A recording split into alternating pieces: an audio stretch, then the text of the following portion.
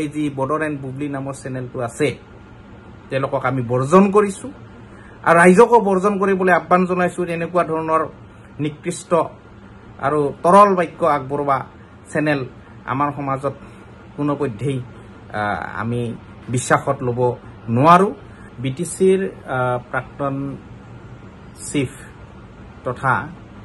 BPF দলৰ সভাপতি মাননীয় শ্ৰীযুত হাগ্ৰামা মহিলাৰী ছাৰৰ এটা সৰু অপাৰেশ্যন হোৱা বুলি আমি জানিব পাৰিছো আৰু এই চেগতে তেখেতৰ আমি আছো আৰোগ্য কামনা কৰিছো এতিয়া চাওক মূল কথাটো হল যে যেটো অপাৰেশ্যন এই অপাৰেশ্যনক লৈ কেন্দ্ৰ কৰি যোৱাকালি এটা তথাকথিত চেনেল ৱেব পৰ্টেল নাম হল বড়োলেণ্ড বুবলি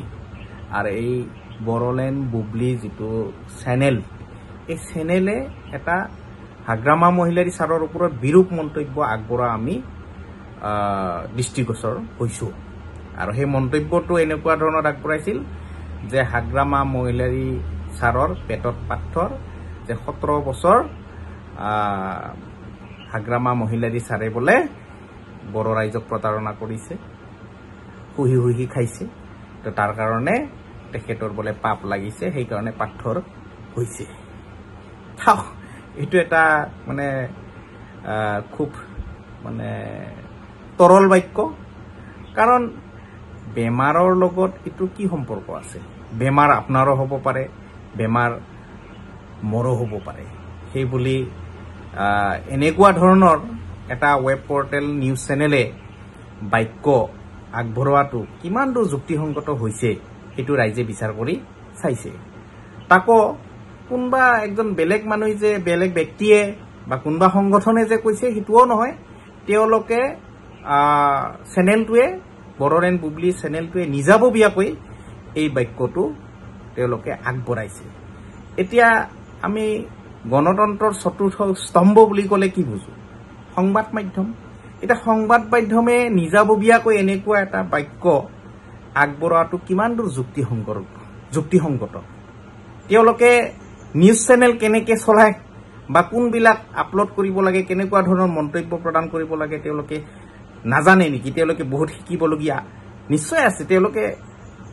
এইবিলাক আগতে ভালকে তেওঁলোকে জানি বুজি লওক তৎক্ষণাত কিবা এটা ৱেব পৰ্টেল চেনেল খুলি থৈ দিব আৰু যাটা নিউজ তেনেকে আগবঢ়াব এটোটো